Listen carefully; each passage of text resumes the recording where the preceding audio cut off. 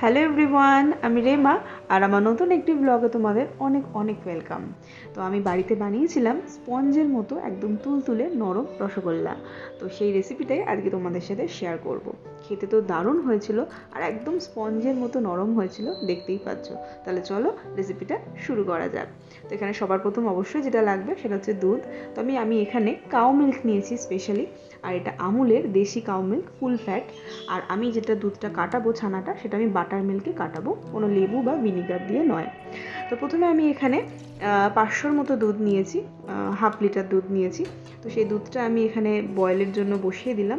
তো এখানে ভালো করে এটা ধীরে ধীরে বয়েল করব। তো বয়েল করার হতে থাকবে, তখন আমি এখানে একটুখানি চিনি আর 4-5টা এলাচ, ছোটো এলাচ আমি এরকম খোসা থেকে ভেতরের যে সিডগুলো হয় সেটা বার করে নেব। আর এই চিনির সাথে আমি এটা হামাল দিস্তায় ভালো করে একদম ফাইন মানে গুঁড়ো করে নেব। তাহলে এই এলাচটা, চিনিটা থাকলে কি হয়, এলাচের দানাটা ইজিলি ওটা মিশতে সাহায্য করে। আর রসগোল্লাটা খুব সুন্দর টেস্টিও হয়, নরমও হয়। এখানে দুধটা ভালো করে ফুটিয়ে আমি গ্যাস বন্ধ করে দিলাম। তবে আমি এক্ষুনি কিন্তু বাটার মিল্ক মেশাবো না, আমি এটা 10 মিনিটসের জন্য এটা একটুখানি ঠান্ডা হতে দেবো। তো এখানে আমি 1 কাপের মতো বাটার মিল্ক নিলাম।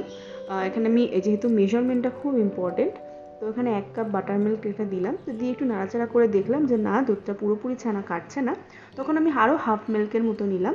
নিয়ে আমি এটা মেশালাম, তখন দেখলাম ছানা মোটামুটি আমার কেটে গেছে। তোমরা ছানা কাটানোর পরে একটু 5-7 মিনিট ওয়েট করবে। পুরোপুরি কিন্তু জিনিসটা আলাদা হলে তারপরে সেটা ছাঁকনিতে ছেঁকে নেবে।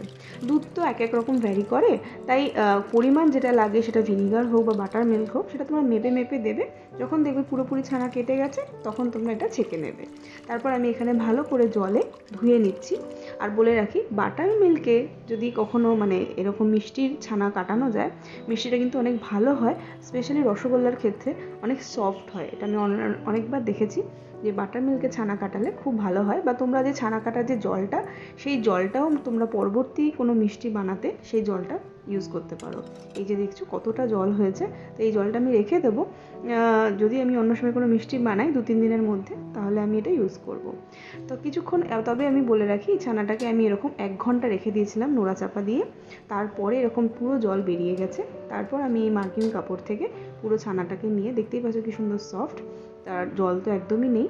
তারপর আমি এটাকে হাতের তালু দিয়ে ভালো করে মানে যেটাকে মেশাবো আর কি, সফট বানাবো। তো এটা তো একটু ধৈর্য সাপেক্ষ কাজ। তো আমি এখানে পুরো ছানাটাকে দুটো পার্টে ভাগ করে নিয়েছি। হাফটাকে প্রথমে আমি এরকম করে হাতের তালু দিয়ে এরকম পিষে পিষে নিয়েছি। তারপরে আরও হাফটা, টোটাল আমার প্রসেসটা 15-20 মিনিটস লেগেছে। এটা একটু ধৈর্য ধরে টাইম দেখে করবে, বুঝতেই পারবে কিরকম নরম তুলতুলে লেগে লেগে যাচ্ছে এরকম হবে, মানে একদম সেই মুজের মতো একদম সফট সফট হবে। তো এখানে আমি চিনির শিরাটা বসাবো। তো এখানে আমি হাফ কাপের মতো চিনি নিয়েছি। আর হাফ কাপ চিনির মধ্যে আমি এখানে জল দেখো 1, 2, 3। তো আমি 1 কাপ মানে সরি হাফ কাপ জলে আমি 3 কাপের মতো, মানে ওই কাপেরই 3 কাপ জল দিলাম। তো একটু চিনির শিরাটা একটু পাতলা হলেই ভালো। আমি এখানে 2 টিস্পুনের মতো আমি কর্নফ্লাওয়ার দিলাম, 2 টিস্পুন মনে রাখবে। আর যে গুঁড়োটা করে রেখেছিলাম সেটা দিয়ে দিলাম। তো এটা দিয়ে মাখাবো না, মানে বেশি ঠাসবো না, হালকা হাতে এটাকে আমি একটুখানি মানে মাখিয়ে নেব। তারপর আমি যে তোমরা যেরকম শেপে চাও, মানে রসগোল্লা তো একটাই শেপ হয়, রসগোল্লা মানে গোল, তবে ছোটো বড়। তবে সত্যি কথা বলছি যে সব শেপ আমার একদম সমান হয়েছে তা বলবো না, একটু এদিক ওদিক হতেই পারে, ওটা কোনো বিষয় না। ঘরে বানানো জিনিস যেরকমই শেপ হোক, টেস্টিটা বেশি ভালো লাগে। আর আমার মনে হয় ফুচকা, রসগোল্লা এগুলো যতই আমরা বাইরে খাই না কেন, সবার একবার না একবার বাড়িতে বানানোর ইচ্ছা হয়েই থাকে, তাই না? আর স্পেশালি আমরা তো কলকাতার বাইরে থাকি, আর এখানে তো রসগোল্লা পাওয়াই যায় না। কবে কলকাতা যাব তবে, তো বাড়িতে বানাতে আমাদের মাঝে মাঝেই হয়, তাই আজকে ভাবলাম তোমাদের সাথে এটা শেয়ার করি। এখানে আমার রসগোল্লা বানানো রেডি। বলগুলোতে যেন একটু ক্র্যাক না থাকে, তাহলে কিন্তু ফেটে যাবে। এবার রসটা ভালো করে যখন ফুটে গেছে, তখন আমি এখানে রসগোল্লাগুলো ছাড়বো।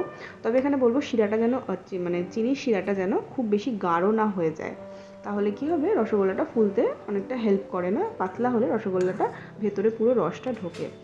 তো এরকম দেখলে এই যে ফুটে আসলো, তবে এখন হাই ফ্লেমে কিন্তু আমি এটা ঢাকা দেবো, এবং 15 মিনিটস কোনো মতেই আমি এটা মানে ঢাকনাটা খুলবো না। দেখছো পুরো হাই ফ্লেমে আমি এটা 15 মিনিটস এরকম বয়েল হতে দেবো।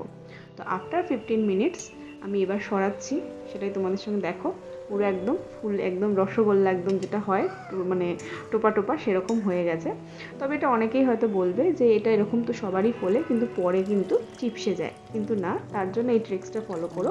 একটুখানি ঠান্ডা জল এই সময় তোমরা একটু চিনি শিরার সাথে মিশিয়ে দিও, তাহলে একটু পাতলা হয়ে যাবে। আর তখন আঁচটা কিন্তু স্লো টু মিডিয়াম হিটে করে দেবে, একদম হাই হিটে রাখবে না। এই অবস্থায় আরও 10 মিনিটসের মতো আমি এটা হতে দিয়েছি। 10 মিনিটস পরে আমি একটু দেখবো একটা বাটির মধ্যে ঠান্ডা জল নিয়ে তার মধ্যে একটা রসগোল্লা ফেললাম। যদি ওটা ডুবে যায় তাহলে বুঝবে তোমার রসগোল্লা হয়ে গেছে। তো আমার এখানে রসগোল্লাটা ডুবে গেছে, তো আমার রসগোল্লা মোটামুটি ডান। এবার আমি এটাকে গ্যাসটাকে অফ করে ঢাকা দিয়ে আমি এখানে 10 থেকে 15 মিনিটের জন্য রেখে দেবো। তারপর আমি এটা অন্য একটা পাত্রের মধ্যে ট্রান্সফার করে নেব।